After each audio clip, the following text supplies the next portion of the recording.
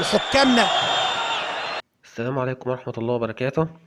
لسه خلصان حالا. لسه خلصانة حالا مباراة الأهلي وسيراميكا كليوباترا في الدوري. وزي ما احنا شفنا المباراة انتهت 1-1. لكن صراحة اللي حصل النهاردة حاجة فجر تحكيمي بصراحة. ضربة جزاء واضحة زي الشمس. الكرة جاية في ايد اللاعب بتاع سيراميكا. ايد اللاعب خارج جسمه، يعني مش لازقة في جسمه، لا ايده خارج جسمه. والقانون طبعا ان لو ايده خارج جسمه يبقى ضربة جزاء. فالواحد كان متأكد ان بعد ما الحكم راح للفار ان هي هتتحسب.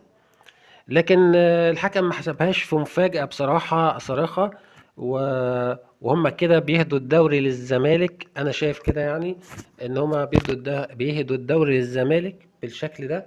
لان دي ما كانش ينفع ما تتحسبش. يعني ما فيش بعد كده.